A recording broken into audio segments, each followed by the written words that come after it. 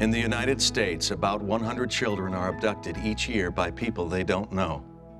These kids are taken from stores, parking lots, and playgrounds. They're taken while walking home from school, playing in their yards, and even sleeping in their own beds.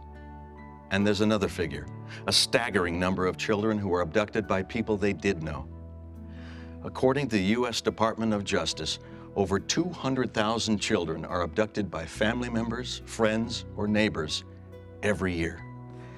Hi, I'm Bryan Cranston, and like every parent, I worry about my child's safety. The thought of someone kidnapping my daughter, I just can't imagine that much grief. So how do we as parents deal with this information? How do our children not become victims? How do we not become victims of our own fear? How do I talk with my child about being safe? What words do I use? And how do I do that in a way that won't scare my child into thinking the world is a terrifying place?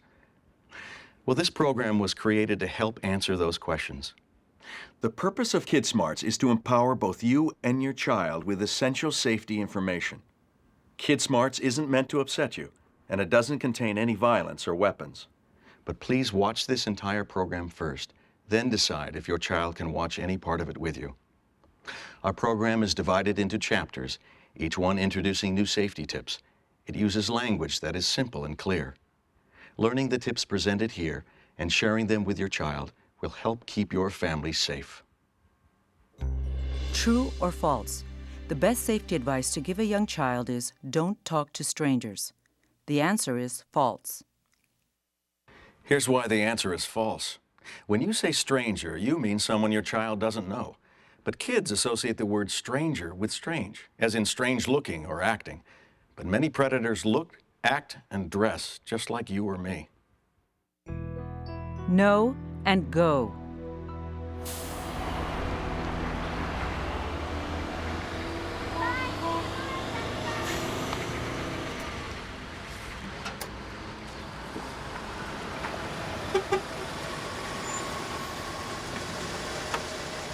Sorry to bother you, but could you please tell me where I am?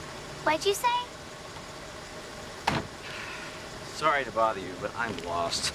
Could you give me directions? Is that the way to downtown? Downtown? That's on the other side of the interstate. Oh, great. Could you show me, please? I cannot figure this out. What seems at first like an innocent request, asking for directions, can be a trap. The abductor counts on the child to be polite, but by stepping towards the vehicle, the child has put herself in danger, especially because she's alone. She needs to know to stay away from the car. And remember, the best way to escape a dangerous situation is to recognize it and avoid it before anything can happen. Sorry to bother you, but could you please tell me where I am? What'd you say? Sorry to bother you, but I'm lost. Could you give me directions? No, I can't. When a child is asked for help or confronted by someone they don't know, the child should yell no and go to a safe place. I say no if someone tries to touch me or treat me in a way that makes me feel scared, confused, or uncomfortable. And I know that I can always tell my parents or another adult I trust. Tell your children that no one should touch any part of their body that's covered by their bathing suit. Well, this is easy for kids to remember. Just like adults need to remember to always lock your doors and windows. And if you have an alarm system, use it. True or false? Parents should take color photographs of their children once a year. The answer is false. The appearance of a growing child can change rapidly, so experts recommend parents take color photographs of their children every 6 months. Yell and tell.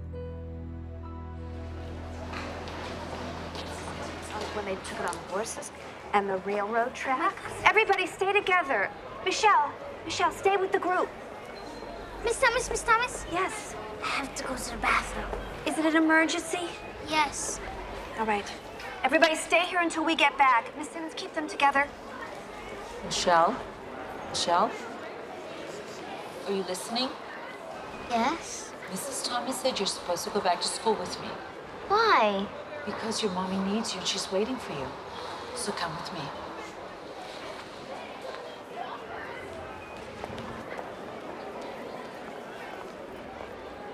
It can happen that fast. The woman who took Michelle's hand was not a teacher with her group. She didn't even know the girl. Michelle, stay with the group. Miss Thomas. This stranger didn't look strange to Michelle. When she approached her, she called Michelle by name. So like most kids her age, Michelle did what she was told to do. And what can we teach our children to do in a situation like this? Your mommy needs you, and she's waiting for you. So come with me. Miss Thomas, Miss Simmons, she wants to take me away. Do I have to go with her? Michelle didn't recognize the woman, and her instructions to her were not the same as her teachers, who told her to stay with the group. She didn't feel right about the situation, so she followed the yell and tell safety tip. Phrases like, "She's not my mommy," or "This person is trying to take me away," are key weapons against abduction. They let people nearby know that this is not a temper tantrum. This is something very different. Teach your children to trust their instincts. If something doesn't feel right, it's okay for them to say no to an adult. And make sure they're aware that just because someone knows your name doesn't mean they know you. I always check first with my parents or the adult in charge before I go anywhere or get into a car, even with someone I know. Most adults who commit non-family abductions of children are motivated by A. Money, B. Sex and control, C. Companionship, or D. Revenge. The answer is B. While all of these examples are motives, the most common one is sex and control. We should set specific boundaries for our children's activities, including an exact time they need to be home. It's important for us to know their friends and what they do when they get together. Let the kids know that the reason they have to check in with us if their plans change is because we love them and we want to keep them safe. Always stay together. Okay, this time I got it. Not even close. Buster? Buster? Buster! Come here, boy. Buster! Hey, have you guys seen a dog? He's kind of chocolate colored. You lost your dog? Yeah, he's still a puppy. We were by that creek down there and he just took off after something. Have you seen him? No. Sorry. Well, if you do see him, his name's Buster, so hang on to him for me, okay? Sure. Okay. I gotta find him before it gets dark. Buster! Hey, if you help me find him, I'll give you $20. $20? Come on, Jose. I don't want to go. Hey, mister. This is another common device used by child predators. This man may not even have a dog. The leash could simply be a prop to convince the boys otherwise. Words like chocolate, puppy, and $20 are deliberately chosen to get a positive response from the kids. Now, it doesn't matter if the lost pet is a puppy, a kitten, or an iguana. The point is, the boys have been approached for help by an adult they don't know. What should they do? If you help me find him, I'll give you $20. No. We'll go get our dads to help you. Never mind. There is safety in numbers, and this rule isn't just for little kids. It applies to everyone. You know the phrase, always go with a friend? Well, let's improve that and say, always stay with a friend. And that's exactly what these boys did. And they used the know and go safety tip, too. Now, we don't want to live in a society where a child is frightened if an adult simply says hello. But adults need to remember that they should not ask children they don't know for help. Adults ask other adults for assistance. So use common sense. The next time you find yourself talking to a child you don't know, think, is my conversation with this child appropriate? I always take a friend with me when I go places or play outside. True or false? 1 out of every 5 teenagers receives online sexual solicitations. The answer is true. 1 out of every 5 teens will be approached by predators using the internet. Cyber safety. Pick up the phone and you call them. But I can't. You can and you will. It's my birthday. I don't care. Call them now. I never get to do anything I want to do. A plane ticket? It's my birthday present. She gave it to me. I said you could visit her sometime. I didn't know she was going to send you a plane ticket. It's an e-ticket, Mom. Her parents are rich. They can afford it. Kim, that is not the point. Daddy and Joni think it's okay. Your father's girlfriend is not a part of this decision. I'm the one who's responsible for you. And I don't know anything about this Jenny person. Mom, look. This is a picture of her cat, Sam. This is Jenny in her chilling outfit. This is her room. And this is the dog on her lake. And how did you meet her? In a chat room. We're the same age. We like all the same things. We've been best friends for 2 months now. We can tell each other everything. Well, why can't Jenny come and visit you here? Come on, Mom. She lives on a lake. I'm sorry, Kim. It just doesn't feel right. Well, nothing ever feels right to you. This sucks. Mom said no. I hate her. Are you okay? How do your parents get along? Maybe your dad could talk her into it. Not. They don't talk. They fight. Don't stress. You'll get wrinkles and need like major Botox later. Hey, why don't I get my dad to talk your mom into it? For an old guy, he's pretty cool. If I can get my mom to call him, what's your phone number? Hello, idea. I'll have him call her. What's your phone number?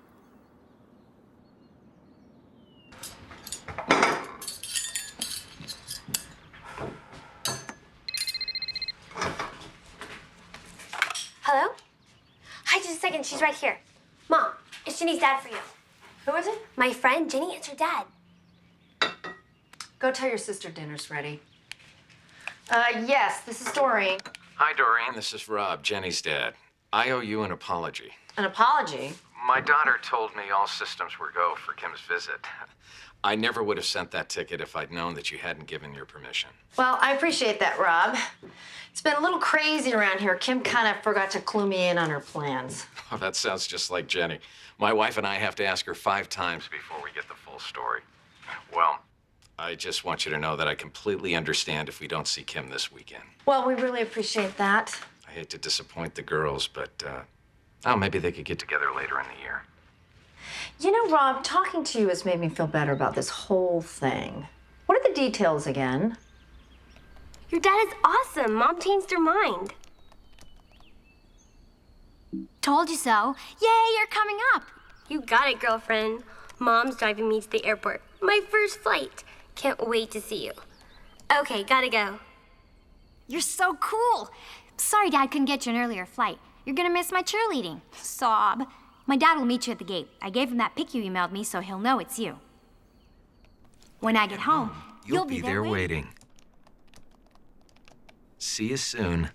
Gotta go too. This scene describes one of the most common techniques child predators use on the internet. They impersonate other kids in chat rooms. By communicating with Kim on the internet for a number of weeks, he began what the FBI calls grooming. He gained his intended victim's trust, and he convinced her to give him personal information about her life. He sent her photographs downloaded off the internet. When he called Kim's mom, he used a calling card on a public phone so the call would be hard to trace. The best way to combat online predators is to monitor your child's internet activity. Keep the computer they use in plain view, in a living room or a playroom, and not in their bedroom or some other isolated room. Attach rules for internet safety on your computer. Talk with your children and teach them never to give out personal information, such as a phone number or an address. If your child wants to meet face-to-face with someone they met on the internet, here are some tips. Number 1, the parents need to talk first. 2, the parents need to go along to the in-person meeting. And number 3, the meeting needs to be in a public place. After all, there is no substitute for your attention and supervision. I always check first with my parents or a trusted adult before I accept anything from anyone, even from someone I know. To report online sexual solicitation, go to www.cybertipline.com. To access child and teen computer safety tips, go to www.netsmarts.org. For information on obtaining software that can help screen or block access to certain types of content, go to www.getnetwise.org. These tools are not guarantees that predators won't get through, so we can't let any of these tips lull us into a false sense of security. Children are often too afraid, embarrassed, or confused to tell us about things that make them feel uncomfortable. So we need to create an atmosphere in our homes where no matter how bad things may get, kids feel like they can always come and tell us or some other trusted adult.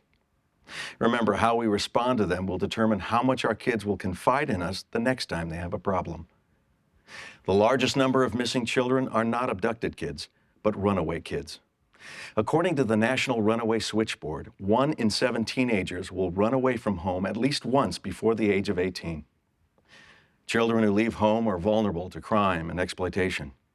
If you feel that your family is becoming fragmented or that you and your child cannot talk or listen to each other anymore, know that help is available to you. Look in the phone book under mental health or counseling. True or false? The best age for a child to begin learning safety concepts is when they enter school. The answer is false. Children can understand simple safety concepts as soon as they start talking. Children should learn their phone number as early as possible, and with practice, even a little child can learn to dial 911 in case of an emergency. But no matter what you think your children have learned, the ultimate responsibility for their safety lies with you. Make a plan.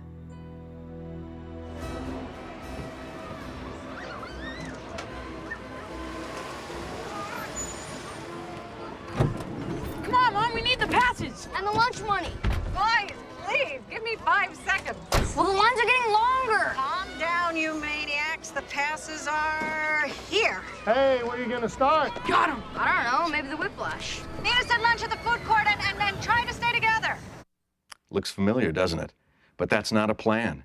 Shouting out brief instructions won't get the job done. Let's go back and do this right. Come on, Mom, we need the passage. And the lunch money. Guys, please, give me 5 seconds. Well, the lines are getting longer. Calm down, you maniacs. The passes are here. Ah, not so fast. Now, the plan is, you ride all the rides in the park. You run around like maniacs, and you embarrass your father and me. You got that? Good plan. What about the lunch money? Lunch money will be distributed when we meet at the food court at 1 p.m. You got that? Got it. Yeah. Show me watches. I have 10:30. That's good, sweetie. Okay, now if you don't stick together or you fail to meet at the appropriate time and place, what do you get? Garbage detail for the week. Any questions or problems, use a payphone to call me on my cell. No unbuckling your seatbelts while hanging upside down, no accepting anything from anyone, no matter what it is, and no eating anything you pick up from the ground. Like last time. Shut up. And remember, always, stay together. Okay. Yeah. Got Jean's identification card? Yep, got it. Now, Jean, just in case we get separated, who do you ask for help? A policeman Or a policewoman. or a policewoman? And what if you don't see one? Who do you ask for help? A mommy with kids. Oh, you are so smart. Let's go have fun. You see that?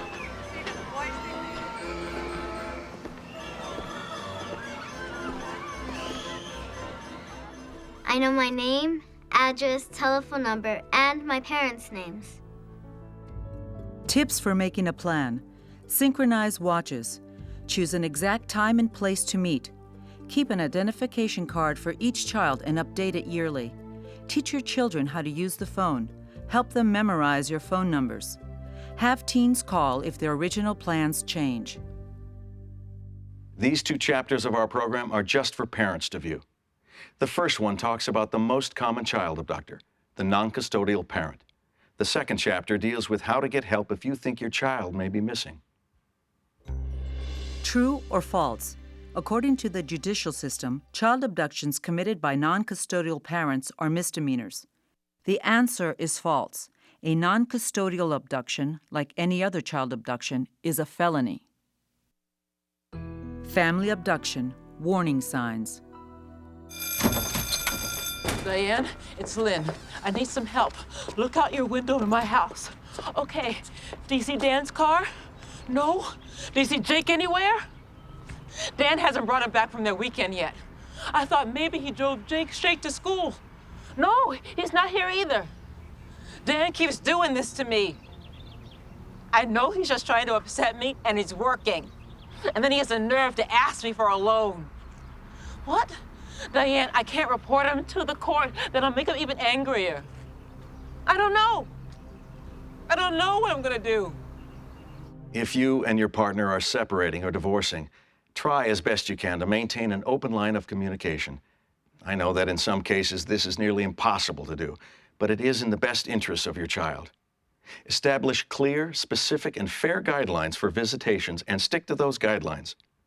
If you think that a former partner may be considering committing this type of abduction, there are warning signs. If a non-custodial parent makes a habit of ignoring custody terms, threatens to take your child away, repeatedly hides the child, has friends or family living out of state or in another country, borrows large sums of money, or is unemployed, if they're homeless, lack financial and emotional ties to the area, liquidates assets, or maxes out credit cards. Never ignore a threat or assume that your former partner is just joking.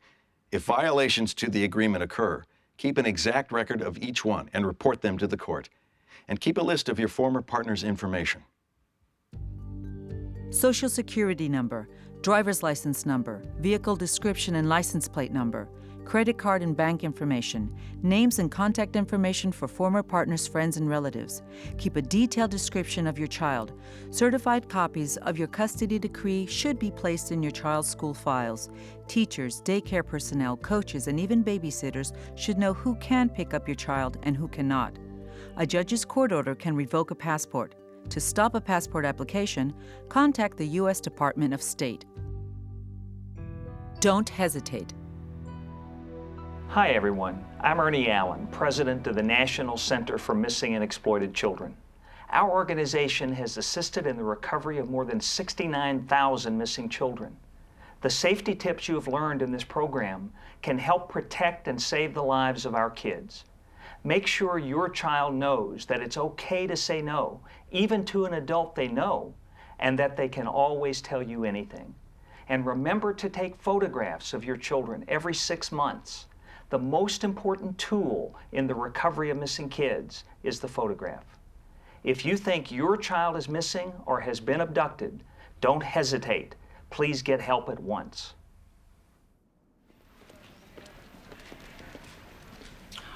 Oh, look at this. Isn't that cute? Wow, wouldn't that look great in your room? Kevin? Kevin? Honey? Kevin? Kevin? Don't think about feeling embarrassed or inconveniencing other people. Instead, alert an employee at once. Please help me. I can't find my child. Security, this is Denise. Security, go ahead. We have a lost child. Many stores today have security plans that combat child predators. These plans lock down the entire store, letting no one in or out until the missing child is found. But the store can't activate the system until they're told that a child is missing. Please don't lose valuable time looking for a lost child yourself. I found him. There you are. Hi. Well, thank you. No problem. The best phone call law enforcement can receive is when a parent calls back to say, false alarm, thank you anyway. But if your child cannot be found, call the police immediately. Then call the National Center for Missing and Exploited Children at 1-800-THE-LOST. We'll give you the help you need and we'll tell you what to do next. You can also use the center's website at www.missingkids.com. When you purchased this program, a generous donation was given to the National Center. Thank you for your donation and for helping to keep our children safer. Don't hesitate to ask for help. Family abduction, warning signs. Make a plan, cyber safety. Always stay together. Yell and tell. Know and go. I know my rules. I always check first with my parents or the person in charge before I go anywhere or get into a car, even with someone I know. I always check first with my parents or the trusted adult before I accept anything from anyone, even from someone I know. I always take a friend with me when I go places or play outside. I know my name, address, phone number, and my parents' names. I say no if someone tries to touch me or treat me in a way that makes me feel scared, uncomfortable, or confused. It's okay to say no, and I know that there will always be someone who can help me. I am strong, smart, and have a right to be safe. When you began to watch this program, you had questions about how you can protect your children and how to teach your children to protect themselves when you're not there. Hopefully, we've helped you find some answers. Information is empowering for both you and your children, and knowing these tips makes them stronger, smarter, and safer. Please practice these safety tips with your children. And remember, the most important thing you can do to protect your kids is to talk with them, listen to them, and tell them that you love them. Thank you.